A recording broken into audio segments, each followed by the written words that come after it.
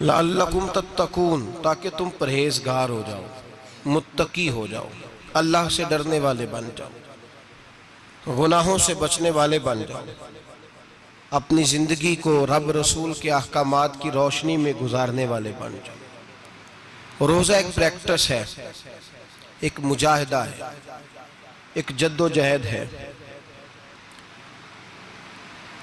जद्दोजहद किस चीज़ की? अल्लाह की रज़ा के मुताबिक अपने आप को ढालने की जद्दोजहद। सौम का लुग़वी माना होता है रुक जाना। हलाल रिज़्क सामने पड़ा है, हलाल मशरूब सामने पड़ा है, हलाल रिश्ता बीवी का मौजूद है, लेकिन इन सब चीज़ों से हालत रोज़ा में रुकना, अल्लाह की रज़ा के लिए रुकना, इसका नाम रोज़ा है। सौम का माना रुकने के हैं, परहेज करने के हैं, बचने के हैं। हर चीज़ मौजूद है लेकिन अल्लाह का हुक्म नहीं है तो लिहाजा खा नहीं सकते। तो रब फरमाते जब जायज़ चीज़ है तू मेरी मर्जी के बगैर मेरे हुक्म के नहीं खा सकता, तूने रुकना है तो हराम कैसे खा लेता है? जब जायज़ चीज़ के लिए तुझे हुक्म है, मैं कहूँ तो खाएगा, मैं कहूँ तो नहीं खाएगा, मैंने हुक्म दे दिया जायज़ है, रोटी है, खाना है, गोश्त है, तेरी फ्रिज में पड़ा सारा कुछ, तू बाइख्तियार है, मुंह में दांत भी हैं, हजम करने को हाजमा भी है, भूख की शिद्दत भी है, पर मेरी इजाजत के बगैर तू खा सकता। रोजा रख लिया, अब तुझे हुक्म नहीं कि तू खाए। जब जायज चीज मेरी मर्जी के बगैर नहीं खा सकता तो नाजायज कैसे खाएगा? मेरे नबी पाक अलैहिस्सलातु वस्सलाम ने अपने खूबसूरत अल्फाज के अंदर इस मफहूम को बयान फरमाया। महबूब पाक सल्लल्लाहु अलैहि वसल्लम फरमाते जिसने झूठ नहीं छोड़ा, गीबत नहीं छोड़ी, बुराई नहीं छोड़ी, अल्लाह को उसके भूखे प्यासे रहने की कोई जरूरत नहीं। वो काहे का रुका है जब कोई काम तो उसने अल्लाह की रिदा वाला किया नहीं। रोजा रख के दगा कर रहा है, रोजा रख के झूठ बोल रहा है, रोजा रख के कम माप रहा है, तोल रहा है, धोखा दे रहा है, रिश्वत ले रहा है, फ्रॉड कर रहा है, हराम का माल इकट्ठा करके कहता है उसमें से चलो 10 देगे भी पका देंगे। वो भाई जो काम अल्लाह ने तुझे करने का हुक्म दिया था, जब तू वो बजा ही नहीं ला रहा, मकसद रोजा ही तू हासिल ना, लअल्लकुम तत्तकून। रोजे का मकसद ये है कि तू परहेजगार हो जाए। मेरे नबी पाक अलैहिस्सलातु वस्सलाम की बारगाह आली मर्तबत में 2 औरतें आई, ये चीजें खा लो, कहने लगी महबूबा हमने रोजा रखा हुआ है। फरमाया नहीं, तुम्हारा तो रोजा नहीं है, हुजूर रखा हुआ है रोजा, सहरी से लेकर अब तक कुछ नहीं खाया, शाम तक भी नहीं खाएंगी। महबूब ने फरमाया जरा कह तो करो, उल्टी तो करो। कह की तो उनके हलक से खून भी निकला और गोश्त के लोथड़े भी निकले, फूटियां भी निकली। नबी पाक ने फरमाया वहां बैठ के तुमने अपने जानने वालों की गीबत नहीं की, चुगली नहीं खाई? खामोश हो गई, गर्दनें झुक गई। नबी पाक ने फरमाया तुमने कुरान नहीं पढ़ा कि जो अपने भाई की गीबत करता है वो मुर्दा भाई का गोश्त खाता है? तो गोश्त खा के भी तुम्हारा रोजा रह गया। किस तरह का रोजा है कि सब रोजा रख के ना रखने वालों पे तनकीद कर रहे हैं। तरावियां पढ़ के निकले हैं तो कहते हैं मैं अकेला ही नेक हूं, बाकी तो मोहल्ले में कोई पढ़ता ही नहीं। ये कैसा तेरा रोजा है कि तू रोजा रख के तो उसके मकसद को नहीं समझा। लअल्लकुम तत्तकून। रोजादार तो वो है कि रोजा रखा हुआ है, खाने भी से रुका है, पीने से भी रुका है, अमले ज़ौजिय्या से भी रुका है, फिर वो झूठ से भी रुके, गीबत से भी रुके, बदनिगाही से भी रुके, हराम खारी से भी रुके सारी चीजों से। ये बतलाइए कि रोजे की हालत में अपनी बीवी के पास जाना मना है तो गैर महरम को देखना जायज है? हमारे टीवी पे मैंने पहले भी कहा था कि हम ठेकेदार और जिम्मेदार नहीं है मजहब के। यहाँ हमारे आने से पहले भी कोई बैठा था, हम मरेंगे तो यहाँ हमसे बड़े बड़े नेक लोग बैठेंगे, कोई बंदा जिम्मेदार नहीं है। बड़े बड़े कज कुला साहिब जुब्बा और दस्तार, बड़े बड़े साहिब बसीरत, आइमा, फुकाहा, उलमा, जुआमा, नुकाबा, सूफिया, औलिया, गौस, कुतुब, अब्दाल, औताद, कुतुबुल अख्ताब, जाने कौन कौन आए, उलमा आए, मुफस्सिरीन आए, मुहद्दिसीन आए, गुजर गए। हम तो खाक नशी लोग हैं, थोड़ा काम करने वाले, थोड़ी सलाहियत रखने वाले। लेकिन भाई अगर करते हैं तो एक काम करते हैं, साथ दूसरा नहीं करते। ये किस तरह का दीन सिखाने लोग निकले? कि शव्वाल से लेकर शाबान तक गाना सुनाया जाएगा, शाबान से लेकर शव्वाल तक नाच गाना किया जाएगा, शव्वाल से लेकर शाबान तक धमा चौकड़ी होगी, रमजान आएगा तो हदीसें सुनाई जाएंगी, रमजान आएगा तो लोगों को कुरान पढ़ के सुनाया जाएगा। ये मजहब बाज नहीं है, एक गवैये मजहब सिखाएंगे, एक्टर मजहब सिखाएंगे। ये मजहब बाज नहीं है कि एक गिलास के अंदर पहले शराब पी लो, फिर उसी गिलास में रमजान आए तो शहद बांटना शुरू कर दो। ये बाज नहीं, ये मेरे रसूलुल्लाह का मजहब है। अगर तुम्हें शौक है दीन सीखने सिखाने का, यकम रमजान को तौबा करो और कहो कि हम टीवी पे बैठ के हदीसें सुनाएंगे तो सारा साल सुनाएंगे, और जिस जुबान से हदीस निकलेगी फिर उससे कभी गंदा गाना नहीं निकलेगा, फिर कभी नाच गाना नहीं होगा। ये कौन सा मजहब है जो बीबियां सिखा रही हैं? ये कौन सा दीन है जो औरतें सिखा रही हैं? मेरे रसूल पाक सल्लल्लाहु ताला अलैहि वसल्लम का वो मजहब है कि मेरे आला हजरत फाजिल बरेलवी रहमतुल्लाह अलैह ने फरमाया, मर्द के लिए जायज नहीं कि वो औरत की जुबान से मिलाद भी सुने, नात भी सुने। मर्द के लिए जायज नहीं, मर्द को मर्द सिखाएगा, औरत सिखाएगी तो औरतों को सिखाएगी। बेशक आप सवेरे फतवा दीजिए कि छोटी सी मस्जिद में बैठ के, छोटे से कोने में बैठ के छोटा सा मौलवी, और वहां तो इतने इतने बड़े मुफ्ती टीवी पे बैठे हुए, वो गलत है तो सही है कैसे हो गए? सुनो, मेरे नबी पाक अलैहिस्सलातु सलाम के मजहब का हुस्न ये है कि इस्लाम कहता है एक नजर बीबी को देखा किसी ने गलती से तो माफी हो जाएगी, दूसरी नजर शहवत से देखा तो हराम है उसके लिए। वो पाकिस्तान का मौलवी हो या सऊदी अरब का शाह हो, किसी के लिए औरतों के बीच फिरना उठना बैठना जायज? मेरे नबी पाक सल्लल्लाहु ताला अलैहि वसल्लम ने फरमाया, मैं औरतों से मुसाफा करने नहीं आया। और मेरे नबी पाक सल्लल्लाहु अलैहि वसल्लम ने फरमाया, हुजूर फरमाते लेकिन ना कुत्ता बिल्कुल नापाक नहीं होता, कुत्ते का थूक नापाक होता है, या कुत्ता गीला हो जाए तो नापाक होता है, लेकिन खिंजीर सारा नापाक होता है, कुल नापाक है खिंजीर। नबी पाक ने फरमाया खिंजीर भी हो और गंद में लिथड़ा हुआ भी हो, पेशाब में लिथड़ा हुआ हो, गोबर में लिथड़ा हुआ हो, पखाने और फुजले में लिथड़ा हुआ खिंजीर खिंजीर हो, उसका जिस्म तेरे साथ टकरा जाए तो इतना बुरा नहीं जितना गैर महरम औरत का वजूद तेरे साथ टकरा जाए तो बुरा है। इस हद तक मेरे नबी पाक सल्लल्लाहु और गुंबद के मामले में फतवा देने वाले, या रसूल अल्लाह कहने पर कुफर का फतवा देने वाले और बड़ी बड़ी बातें करने वाले खामोश क्यों हो गए? रब फरमाता है यहूदियों और ईसाइयों को दोस्त ना बनाओ, ये तुम्हारे दोस्त हो सकते, ये तुम्हारे सज्जन हो सकते। जब अर्श का मालिक कह रहा है सज्जन नहीं हो सकते तो तू दोस्ती की बात कैसे बढ़ा रहा है? या रसूल अल्लाह हमारे सज्जन कौन हो सकते हैं? फरमाया तुम्हारा दोस्त वो हो सकता है जो मोहम्मद अरबी का गुलामी करने वाला हो, जो रसूलुल्लाह की नौकरी करना हो दोस्त होगा। दूसरा दोस्त हो सकता? कोई एक्टर मजहब नहीं सिखाएगा, कोई गवैया मजहब नहीं सिखाएगा। हजरत जनाब सैयदना जुनैद बगदादी, बगदाद के पीर से किसी ने पूछा था आज से 1100-1200 साल पहले, वो तो जमाना वैसे नेकी और परहेजगारी का था, का बाबा जी मर्द और औरत नेक हो, बगैर पर्दे के, बगैर हिजाब के, बगैर दीवार के बैठकर एक दूसरे को दीन सिखा सकते हैं? हजरत साहब बताइए, मर्द और औरत नेक हो तो बगैर पर्दे और हिजाब के एक दूसरे को दीन सिखा सकते हैं? तो हजरत जुनैद बगदादी फरमाने लगे सिखाने वाला हसन बसरी हो और सीखने वाली राबिया बसरी हो तो फिर भी बगैर पर्दे के बैठने की इजाजत नहीं। तो मुफ्ती साहब को इजाजत किसने दी? मौलाना साहब को इजाजत किसने दी? बड़ा वो नहीं होता जो टीवी पे ज्यादा आता है, बड़ा वो होता है जो रसूलुल्लाह के दीन पे अमल ज्यादा करता है। हजरत अब्दुल्लाह इब्न मसूद रदी अल्लाह ताला अन्हु फरमाते ज्यादा बातें करने वाला आलिम नहीं होता। हुजूर फिर आलिम कौन होता है? फरमाया पढ़ो कुरान, इन्नमा यख्शल्लाह मिन इबादिहिल उलमा। फरमाया बड़ा आलिम वो होता है जो अल्लाह से ज्यादा डरता है।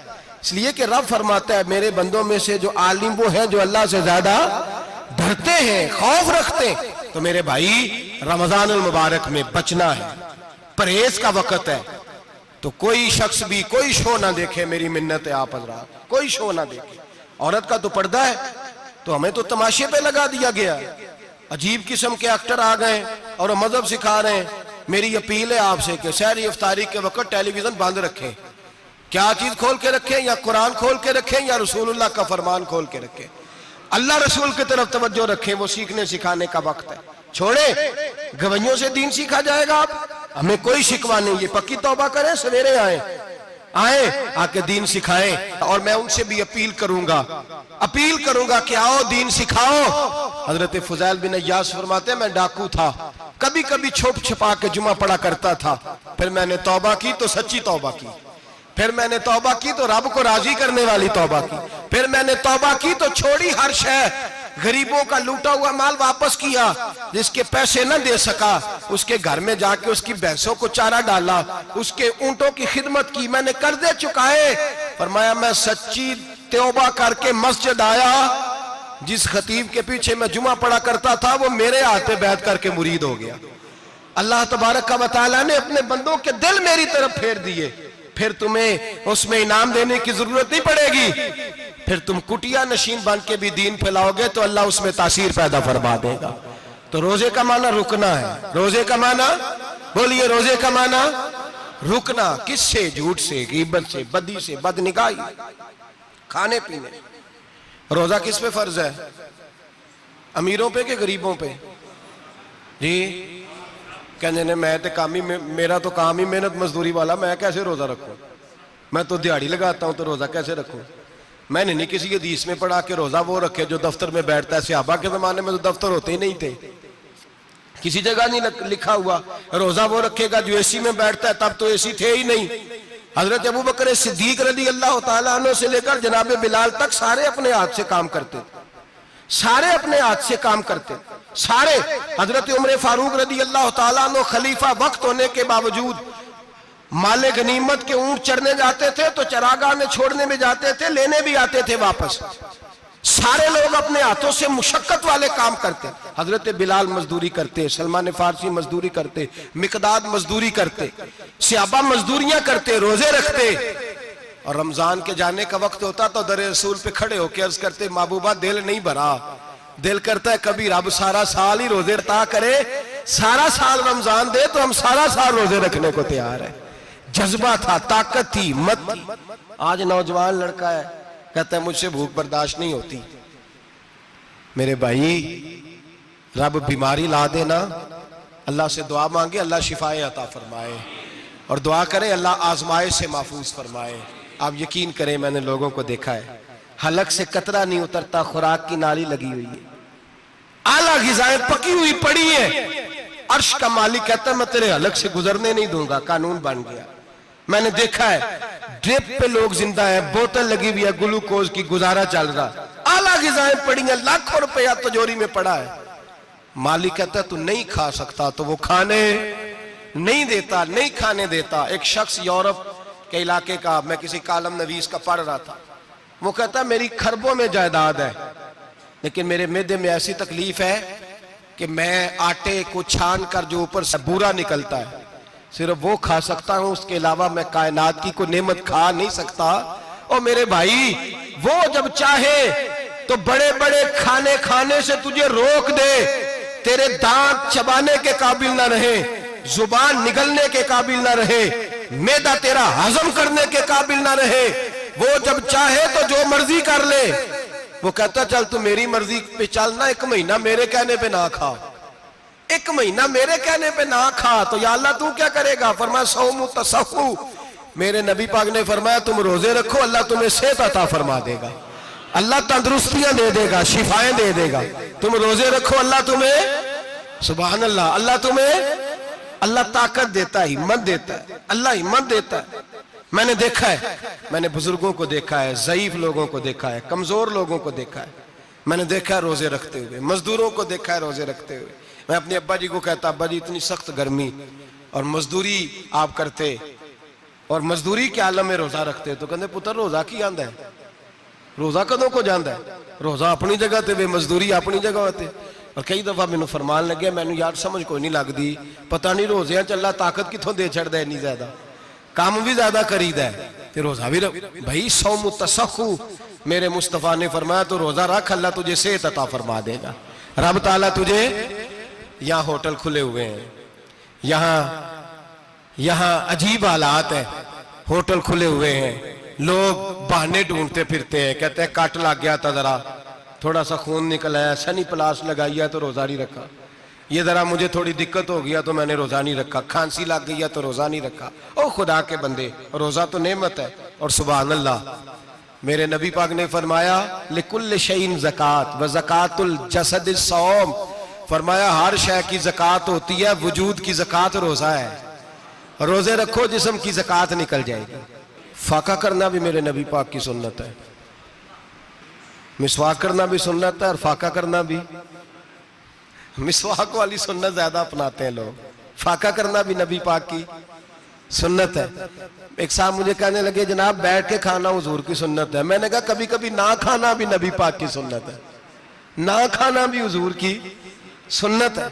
और हमारे फुकाहा ने लिखा है जो रोटी ज्यादा खाता है उसमें दो बातें पैदा हो जाती हैं। क्या क्या?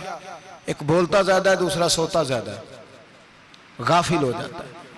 फाका और हकीम अतिब्बा डॉक्टर कहते हैं कि पेट खाली रहे ना जिस आदमी का, उसका हाफजा मजबूत होता है, उसके ज़हन की गिरा खुलती है। ज्यादा खाने से तो खुमारी चढ़ती है, दिमाग ढूंढते फिरना रोटी किधर से आज अच्छी है, घर में नहीं पकी तो होटल चले जाना, खाने के सिवा और काम ही कोई नहीं। ओ साहब, मेरे नबी पाक अलैहिस्सलाम ने फरमाया काफर 7 आंतों से खाता है, 7 आंतों से, और फरमाया मेरा मोमिन 1 आंत से खाता है। उसके वजूद में खाने वाली 1 आंत है, काफर 7 आंतों से खाता है। फाका कशी से नूरानियत पैदा होती है, कम खाना। देखे ना, नबी पाक सल्लल्लाहु अलैहि वसल्लम ने अल्लाह से फाका मांग के लिया है, या अल्लाह 1 वक्त रोटी दे, 1 वक्त का फाका दे, मांग के लिया है नबी पाक ने, मांग के। हजरत अबू हुरैरा रदी अल्लाह तआला अन्हु फरमाते हैं भूख ज्यादा लगती थी ना जब मुझे, तो मैं हजरत उमर से, अबू बकर से, उस्मान, मौला अली से कोई मसला पूछ लेता था, और जब मैं मसला पूछता था तो वो मुझे रोटी खिला देते थे। जब मैं उनसे मसला पूछता तो वो मुझे, हजरत अबू हुरैरा फरमाते हैं मुझे भूख लगी, मैं हजरत उमर के पास गया, उनसे मसला पूछा। उनका रिवाज था जब मैं मसला पूछता तो पहले रोटी खिलाते। हमारे बुजुर्ग ये फरमाते हैं कि खाने खिला के दीन पढ़ाओ, सिर्फ तुम्हारा कुतुब खाना नहीं खुला होना चाहिए, तुम्हारा दस्तरखान भी खुला होना चाहिए। किसी ने नबी पाक सल्लल्लाहु अलैहि वसल्लम से पूछा था बेहतरीन मुसलमान कौन है? हुजूर ने फरमाया जो सलाम लेने में पहल करे और रोटी ज्यादा खिलाए, जो रोटी हर वक्त फिक्र करे आ यार तो रोटी खा ले, रोटी खाने की तरफ तवज्जो दिलाए। खिलाना सुन्नत है, ज्यादा खाना इसमें भी फर्क रखे। तो नबी पाक सल्लल्लाहु अलैहि वसल्लम के सहाबी हजरत अबू हुरैरा रदी अल्लाह तआला अन्हु फरमाते मैंने हजरत उमर से मसला पूछा, मैंने कहा हुजूर मसला बताएं, तो कहते पहले उनकी आदत थी जब मैं मसला पूछता तो रोटी भी खिलाते, आज उन्होंने मसला ही बताया है, रोटी कोई नहीं खिलाई। तो मुझे कहने लगे अबू हुरैरा तू सोचता होगा रोटी नहीं इसने पूछी, तूने कब से खाना नहीं खाया? मैंने कहा आज सुबह से। तो जनाब उमर कहने लगे मैंने कल सुबह से नहीं खाया। चल अबू बकर सिद्दीक के घर मसला पूछते हैं। कहते जनाब सिद्दीक अकबर के दरवाजे पे गए, जाकर के उनसे मसला पूछा। उनकी भी आदत थी जब कोई मसला पूछने जाते तो दस्तरखान बिछा लेते, कहते आओ रोटी भी खिलाता हूँ मसले भी बताता हूँ। कहते हैं गए तो उन्होंने भी मसला बताया, रोटी कोई ना पूछी। तो कहने लगे उमर अबू हुरैरा तुम लोगों ने कल परसों से नहीं ना खाया होगा। और अबू बकर को 4 दिन गुजर गए हैं, थोड़ा सा दूध मिला है या खजूर मिली है, रोटी कोई नहीं मिली। चलो दरे रसूल पे चलते, आओ हुजूर की बारगाह। कहते हैं नबी पाक की बारगाह में आए, हुजूर ने चेहरे देखे, करीम से मसला नहीं पूछना पड़ा। मेरे मुस्तफा करीम ने फरमाया भूख लगी हुई है तुम तीनों को, 3-4 दिन हो गए। अल्लाह के रसूल ने फरमाया मुझे पूरा हफ्ता हो गया है। सबब कुछ और है जिसको तो खुद समझता है। जवाल बंदा ए मोमिन का बेजरी से नहीं, भूख नुकसान का वजह नहीं बनी, वजह कोई और बनी है। रिश्वतें जो बाजार गर्म हुए हैं लूट मार के, ये रोटी के लिए नहीं, ये ज्यादा खाने के लिए, ये बैंक बैलेंस के लिए गर्म है। ये लूट मार का मकसद कोठियां बनाना है, रोटी का तो रब करीम का वादा है। जो रोज रोता है शाम को कि मेरा कारोबार कोई नहीं, असल में कहता है बंगला कोई नहीं, असल में कहता है कार कोई नहीं, पजारो कोई नहीं, रोटी तो अल्लाह अता फरमाता है, उसका वादा है। फरमाया हुजूर ने 3 दिन बीत गए, चलो। मेरा बेतकल्लफ सहाबी है अबुल हसन अंसारी, वो बड़े नसीब वाले होते हैं जिनको मेरे नबी पाक खुद कहते थे कि तेरी फलानी जिम्मेदारी है। इस जमाने का तो किसी को कह दिया जाए ये तेरी जिम्मेदारियां तो कहता है ये तो फटीके डालने लग गया है, यहां से तो छुट्टी कर देनी चाहिए। खुश होते थे सहाबा के हमारी जिम्मेदारी लगी। कहते हैं हजरत अबुल हसन अंसारी के घर गए, नबी पाक ने फरमाया भूख बड़ी लगी है खाना ला। कहते हैं हुजूर ने उसे कहा तो उस आदमी को तो वजद ही हो गया। उसने कहा मेरे इतने नसीब कि हुजूर का ये खाना खिला। आओ देखो दुनिया वालों, आज जो सबसे ज्यादा इज्जत वाला है वो मेरा मेहमान बना हुआ है। फरमाते हैं वो दौड़े गए, बकरी उठाई, जिबा की, बीवी को कहने लगे रोटी तैयार कर। उधर खजूरें तोड़ी, अंगूर तोड़े, कहने लगे हुजूर आप जब तक तनावुल करें तब तक खाना पक जाता है। हजरत उमर कहते हैं रोटी पक के आई, बड़ा प्यारा गोश्त, बड़ा अच्छा सालन, बड़ा खूबसूरत खुलूस वाला खाना। फरमाते हैं मैंने बड़ा ही खाया। नबी पाक ने ना एक रोटी ली और छोटी चपाती, थोड़ा थोड़ा सालन कोनों से, और जब नबी पाक ने खा लिया तो हुजूर की आंखों में आंसू आए। हजरत अमर कहने लगे हुजूर रोए क्यों? नबी पाक ने फरमाया सोचता हूं 7 दिन के फाके के बाद खाया है, पर डरता हूं रब इसका हिसाब पूछेगा तो जवाब कैसे देना है, इसका हिसाब भी तो देना है ना जो खाया है। तो हजरत उमर फारूक के हाथ में कुछ चीज थी, जोर से जमीन पे मारी, का महबूबा 7 दिन के बाद भी रोटी खाए तो हिसाब देना है। नबी पाक फरमाने लगे उमर वो मालिक है ना, तो जब देता है तो हिसाब नहीं ले सकता, हिसाब तो देना है, हिसाब तो देना है, तैयारी रखो। सहाबा किराम फरमाते हमने इरादा किया कि आज के बाद हम फिर फाके करेंगे, कम खाएंगे, इसलिए कि हिसाब देना है। मेरे भाई वो फाका कशी करते थे, डरते थे। यहाँ तो लोग खा के बीमार है, खाते जा रहे हैं, सोते जा रहे हैं, खाते जा रहे हैं, सोते जा रहे हैं। ये भी वक्त आएगा रमजान शरीफ का, सवेरे दर्स पे आओ कहते नींद बड़ी आती है, सवेरे 2 सिपारे पढ़ के सोया करो कहते साहब नींद बड़ी आती है। फजर के बाद ही तो वक्त होता है अल्लाह अल्लाह करने का, शहरी का, खाते जा रहे हैं, सोते। लोग जमात से नमाज नहीं पढ़ते सो जाते, जमात का सवाब छोड़ के सो जाएंगे। भाई रमजान मुबारक में फाका कशी की ट्रेनिंग होती है, फाका कशी की तरबियत ले, रमजान में रोके अपने आप को, तरबियत होगी।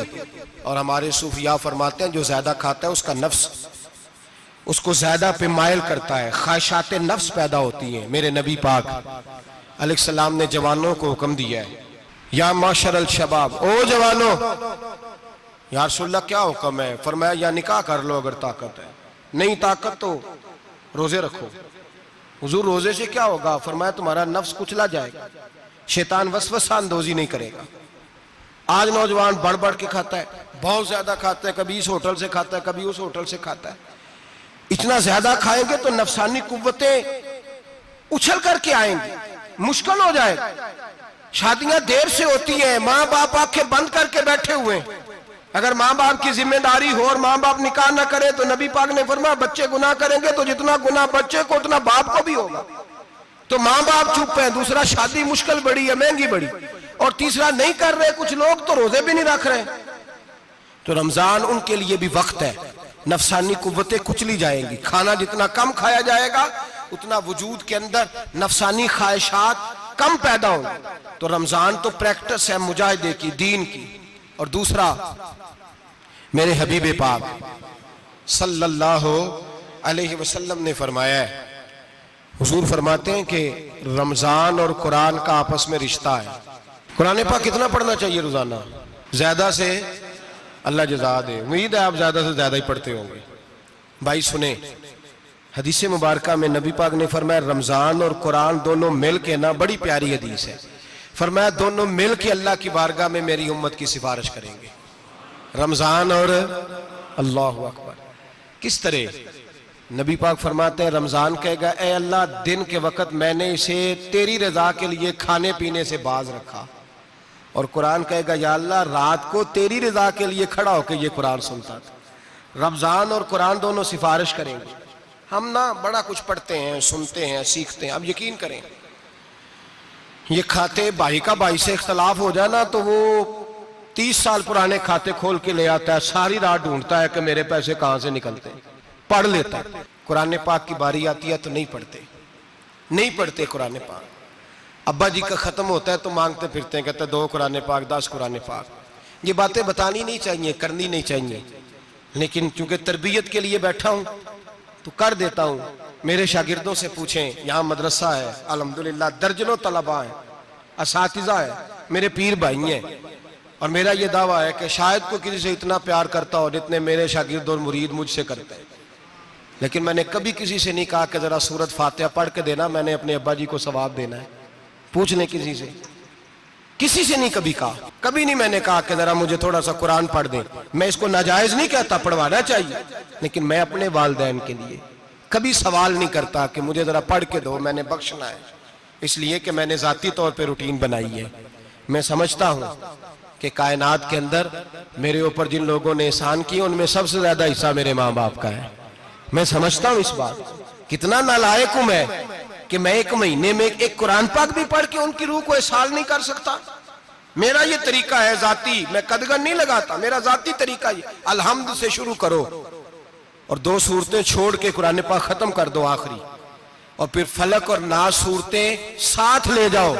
यहां बैठ के साले सवाब नहीं करना, खत्म नहीं दिलाना, साथ ले जाओ, कब्र पे खड़े हो जाओ और फलक और नास सूरतें कब्र पे बैठ के तिलावत करो। और जो कुरान मजीद पढ़ा है उनकी रूह को वहां एहसास करो।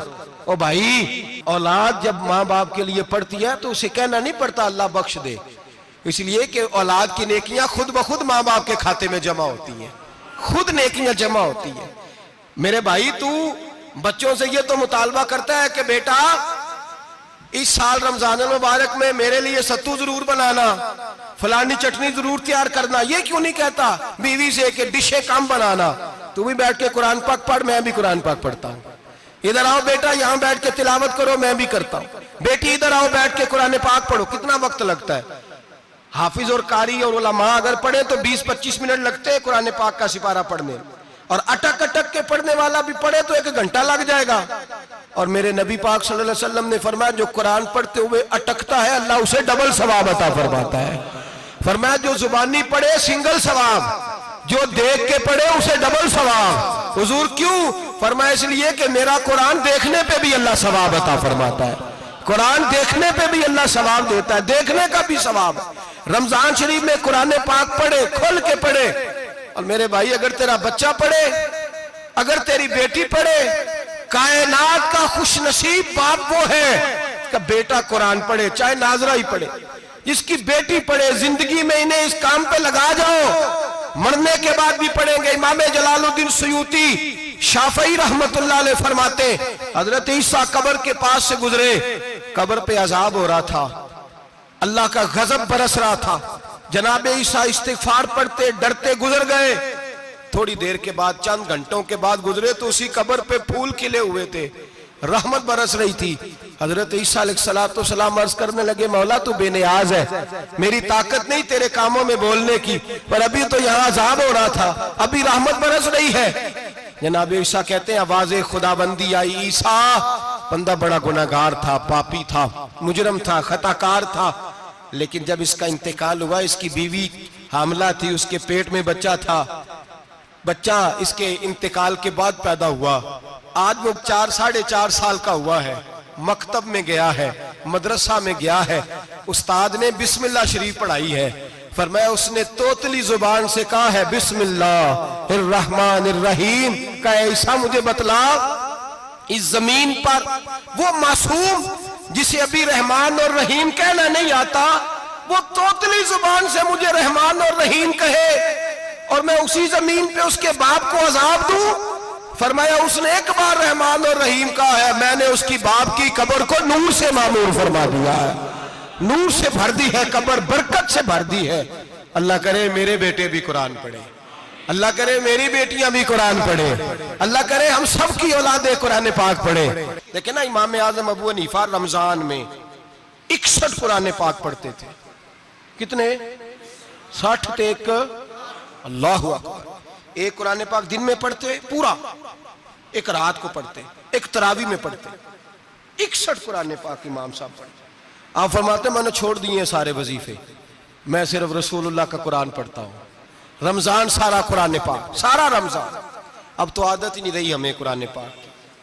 अगर लोग नाराज ना हो तो महफिल नात होती है, तो तिलावतें कितनी होती हैं, और नातें हमने ज़ौक़ ही नहीं बनाया, ज़ौक़ ही नहीं बनाया हमने तिलावत कुरान का।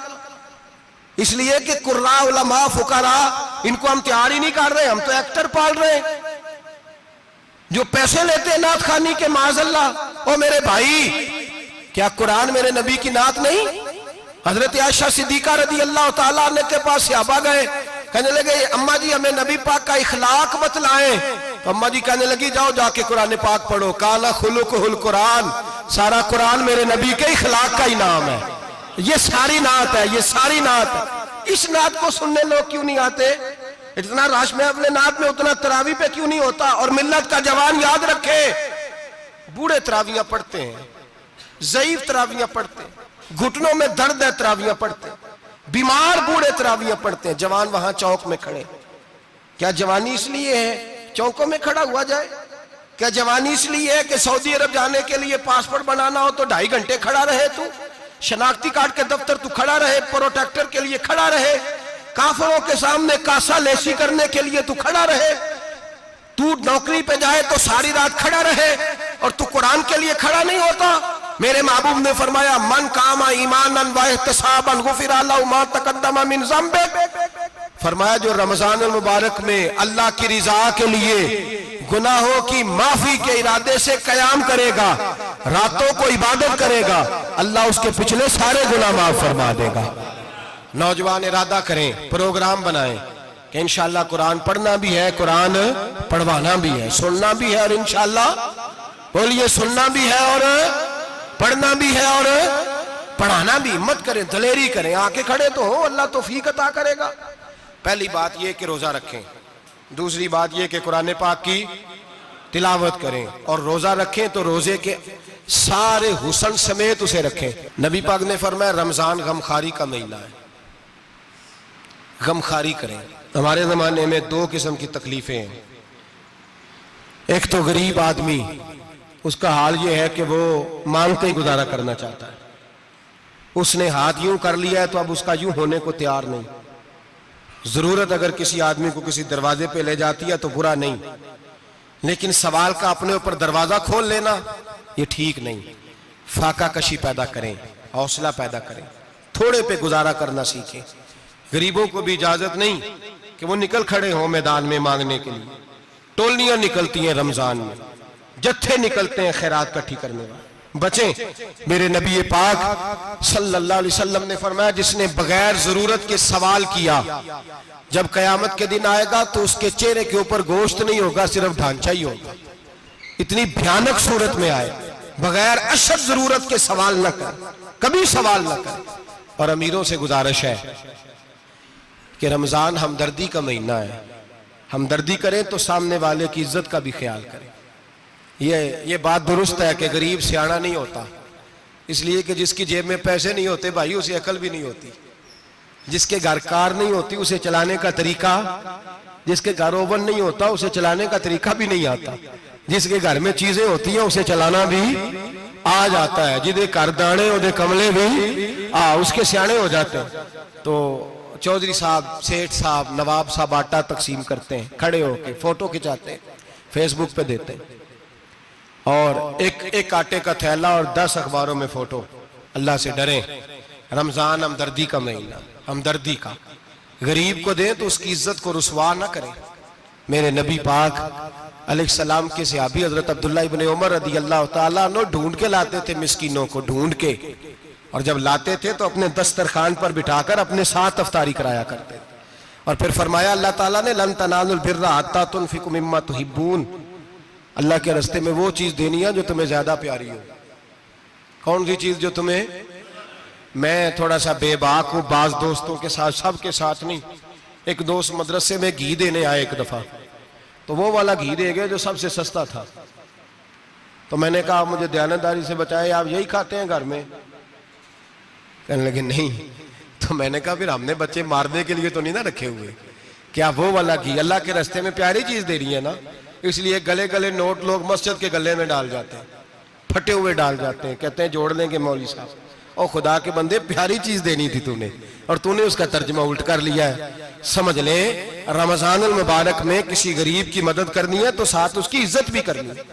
नबी पाक अलैहिस्सलाम के दरवाजे पर, जब ये जुमला एक है लेकिन बड़ा कीमती है, सहाबा कहते हैं जब हम दरवाजा रसूल पे जाते थे खैरात भी मिलती थी और इज्जत भी मिलती थी। खुद भीख दे खुद ही कहे मंगते का भला हो। खैरात भी मिलती थी और इज्जत भी मिलती थी। नबी पाक साथ इज्जत भी देते थे, मिस्कीन को गरीब को दें और खैर खाई करें। जूते बेचने वाले जूतों के रेट सस्ते करें, कपड़ा बेचने वाले कपड़े का रेट, दर्जी साहब भी रेट सस्ता करें, दुकानदार भी चीजों का रेट, हकीम साहब पैसे कम लें, डॉक्टर पैसे कम करें, हुकूमत निर्खों में कमी करे और ये काम इज्तिमाई तौर पे करें। मेरे नबी पाक ने फरमाया रमजान गमखारी का महीना है, इसमें गमखारी करनी है, दूसरे का ख्याल करें, इशार करें, कुर्बानी करें। यहाँ हर चीज का रेट बढ़ जाता है रमजान शरीफ में। हर आदमी कहता है मेरा सीजन आ गया है, तवज्जो बढ़ाएं, ख्याल करें, गमखारी का महीना है। और फिर आप लोगों से ये भी गुजारिश है कि रमजान मुबारक का जब महीना आए तो जिस आदमी के साथ नेकी करनी है वक्त पे करें। किसी गरीब को पैसे देने हैं, कपड़े देने हैं तो यकम रमजान को दें। मैं अक्सर दोस्तों से पूछता हूं, मैं कहता हूं कारी साहब ਨੂੰ जोड़ा कदों देंदे हो? कहते 27ਵੀਂ वाले दिन। मैं क्या मैनू लग गई समझ, ਤੁਹਾਡੀ ਸਾਜ਼ਿਸ਼ है कि ਜਿਹੜੇ ਸਵਾ ਕੇ ਪਾ ਨਾ ਲਵੇ। ਐਵੇਂ ਮੌਲਵੀ ਚੌਧਰੀ ਸਾਹਿਬ ਦੇ ਨਾਲ ਦੇ ਕੱਪੜੇ ਪਾ ਲੇ ਤੇ ਕਿੱਥੇ ਲਿਖਿਆ ਇਹਨੂੰ ਦੇਣਾ 27ਵੀਂ? ਤੁਸੀਂ ਦੱਸੋ 27ਵੀਂ ਵਾਲੇ ਦਿਨ ਕੋਈ ਦਰਜੀ ਸੀ ਕੇ ਦਿੰਦਾ? ਉਹਨੂੰ 3 ਗੁਣਾ ਵੀ ਪੈਸੇ ਦਈਓ ਤੇ ਕਹਿੰਦਾ ਜਿਹੜੇ ਬਾਕੀ ਨੇ ਉਹਨਾਂ ਦੇ ਨਹੀਂ ਬਟਨ पे ਲੱਗਦੇ ਮੇਰੇ ਕੋਲੋਂ, कित्थों जोड़ा सीख? तो किस दिन देते हो कारी साहब को? क्या मकसद है? पहनने के लिए दे रहे हो या इसलिए दे रहे हो कि ना पहन सके? तो भाई आप जब किसी को कुछ चीज देंगे तो कब देंगे? जब वो इस्तेमाल कर सके। गरीब को लोग फतराना देने जाते हैं ईद से एक दिन पहले, तो क्या करेगा उसका? वो ना तो कपड़े खरीद सका ना रोटी ला सका। बल्कि मेरे हजरत साहब फरमाते हैं रमजान से पहले दे दो, रमजान की नीयत करके रमजान से 1-2 दिन पहले दे दो, अल्लाह रमजान जितना सवाब ही अता फरमाएगा। रमजान से पहले दो जिसको कुछ है दिन, कबल अज़ वक़्त तैयारी करो। और मेरे किबला साहब फरमाया करते अपने कपड़े बाद में, गरीब के बच्चों के कपड़े पहले, अपने घर की जरूरियात बाद में, गरीबों की जरूरियात इसलिए कि अल्लाह पाक ने उनका रिज़्क़ भी हमारे घर भेज दिया। हमारी ड्यूटी लगाई है कि तुमने बांटना, बांटने वाले बनो। और ये ज़हन बनाए कि पता नहीं किसका हिस्सा था जो अल्लाह ने मेरे घर भेजा, ये ज़हन बना के बांट। और जिसको देने जाए, हाँ आपको इजाजत है थोड़ा बहुत पता करने की, लेकिन थोड़ा बहुत तफ्तीश करने की इजाजत, बाल की खाल उतारने की इजाजत।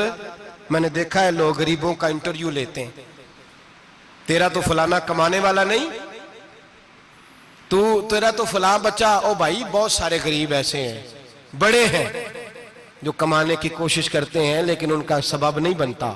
हाँ हाँ है ऐसे लोग जो सऊदी अरब चले गए हैं, कहते हैं तेरा तो फलां बाहर नहीं गया, है गया है, लेकिन सारे सऊदी अरब जाने वाले भी माल कमाने की ताकत नहीं रखते। कई वहां भी बैठ के बेचारे कर्जों में उलझे हुए हैं, वहां वालों के जुल्म का शिकार है, बहुत सारी आजमाइशों में। तू तफ्तीश करता है।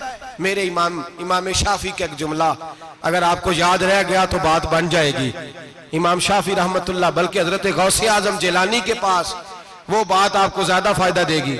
हजरत गौसे आजम जिलानी को उनका एक मुरीद समझाने लग गया, कहने लगा हजरत जी आप सबको ही देते रहते हैं, हर बंदा मुस्तहिक नहीं होता, जरा टटोल के दिया करें। तो गौसे आजम जिलानी फरमाने लगे भाई मुझे तो लगता है तू भी उन चीजों का मुस्तहिक नहीं था जो अल्लाह ने तुझे अता कर दी है। पहले तू बता, तू मुस्तहिक था? तुझे अपनी हैसियत औकात का पता है जो अल्लाह ने तुझे दे दी है? ताकत थी, क्वालिटी थी, तेरे अंदर वो सलाहियत थी। रब ने तो नहीं तेरी तफ्तीश की कि तू काबिल है कि नहीं, तू अल्लाह के बंदों की तफ्तीश करता पड़ता है। इमाम शाफी फरमाया करते, इमाम शाफी फरमाते रब तुझे परख के नहीं देता, टटोल के नहीं देता, रुसवा करके नहीं देता। तू गरीबों के साथ ये सारा जुल्म क्यों करता है? बस पता चल गया वो जरूरतमंद है तो दे, इसलिए कि अजर तुझे गरीब ने नहीं देना, अजर अल्लाह ने देना है। और अल्लाह अजर अमल पे नहीं देता, अल्लाह तो नियत पे अजर अता फरमाता है। तो नियत देख तेरी किस तरह की। तो मेरे भाई गरीब को दे, कबल अज़ वक़्त दे। रमजान मुबारक में चौथा काम, बात आखिरी और चौथा काम सुने, रमजान में दीन सीखें। शैतान कैद होता है ज्यादा से ज्यादा, और जब आदमियों का पेट खाली होता है ना तो ज़हन जो होता है ना वो भी उसका फ्रेश होता है। उसमें कोशिश करें दीन सीखने की। मेरे नबी करीम सल्लल्लाहु अलैहि वसल्लम ने इस दीन को इल्म का दीन करार दिया है, शऊर का दीन करार दिया है, फहम का दीन करार दिया। नबी पाक सल्लल्लाहु अलैहि वसल्लम ने फरमाया एक इबादत करने वाला इशा के बाद खड़ा हो और फजर तक नमाज पढ़ता रहे। एक आलिम दीन इशा पढ़ के सो जाए, उठ के फजर पढ़ ले, तो वो 70 इबादत करने वालों का दर्जा ज्यादा नहीं, आलिम का दर्जा फिर भी ज्यादा है। उस आलिम दीन का दर्जा ज्यादा है, इसलिए कि वो लोगों को आगाही देता है, शऊर बख्शता है। ये दीन जो है ये, और नबी पाक सल्लल्लाहु अलैहि वसल्लम ने फरमाया इबादत करने वाले पर आलिम का दर्जा उतना ही ज्यादा है जितना मेरा दर्जा अपने गुलामों पर ज्यादा है। आलिम को हुजूर ने इतना बड़ा मकाम दिया। दीन सीखें, शऊर हासिल करें, ये फकाहत का दीन है, शऊर हासिल करने का दीन है। और नबी पाक सल्लल्लाहु अलैहि वसल्लम ने फरमाया दीन की एक बात सीख लेना 1000 नफल पढ़ने से ज्यादा दर्जा रखती है। दीन की एक बात सीख लेना 1000 जनाजे में शिरकत से ज्यादा दर्जा रखती। दीन की एक बात सीख लेना, मेरे नबी पाक सल्लल्लाहु ताला अलैहि वसल्लम इरशाद फरमाते 1000 मरीज की इयादत करने से ज्यादा दर्जा रखती है। फरमाया जिसने रात के एक लम्हे में दीन की एक बात सीखी, अल्लाह उसे सारी रात इबादत करने से ज्यादा सवाब अता फरमाएगा। मेरे अर्सा फरमाया करते जब सीखने वाले को यह सवाब मिलेगा तो बताइए सिखाने वाले को कितना सवाब मिले, उसे अल्लाह कितना दर्ज। रमजान आ रहा है, शैतान कैद है, दीन फैलाने की कोशिश करें, जद्दोजहद करें। बड़ी नींद आती है फजर पढ़ के, लेकिन अगर किसी का इरादा बन जाए कि दीन सीखना भी है और दीन बच्चों को, तो फिर कोई नींद गलबा। एक मिसाल एक आलिम ने समझाई। कोई बुजुर्ग थे, दरवेश आलिम, उनके पास एक औरत आई, कहने लगी मैं बच्चों को सवेरे बड़ा जगाती हूँ, बच्चे जागते नहीं नमाज के लिए। बड़ा अजीब जवाब दिया बुजुर्गों ने, दरवेश ने, आलिम ने। कहने लगे बीबी क्यों नहीं जागते, जगाया कर, बेदार किया कर, उठाया कर। कहने लगी बड़ी जद्दोजहद करती हूँ, उठते नहीं, बेदार नहीं होते। अल्लाह वाले थे ना। कहने लगे ये बता अगर उस कमरे में आग लग जाए तो फिर बच्चों को कैसे बेदार करेगी, आग से बचाने के लिए क्या करेगी? फिर तो बालों से पकड़ भी घसीटना पड़ा तो घसीट के कमरे से लाऊंगी, फिर तो चोटें लगती हैं तो लग जाए, फिर मैं परवाह नहीं करूंगी। आप फरमाने लगे यूं समझ ले जहन्नम की आग जल रही है, अगर तेरे बच्चे ने नमाज ना पढ़ी तो आग लग जाएगी, अगर इसने इबादत ना की तो उसे आग, अब जैसे भी तुझे उठाना पड़ता है उठा घसीट के बाहर ला, लेकिन उसकी नमाज कज़ा। नींद बड़ी आ रही है सवेरे, लेकिन अगर दीन ना सीखा तो मुश्किल हो जाए। जैसे भी अपने आप को जगाना चाहिए, हिम्मत करनी चाहिए, दलेरी करनी चाहिए। हमेशा मिदहते खैरुल अनाम में गुजरे, दुआ है ये उम्र दरूद व सलाम में गुजरे। आखिर दावा।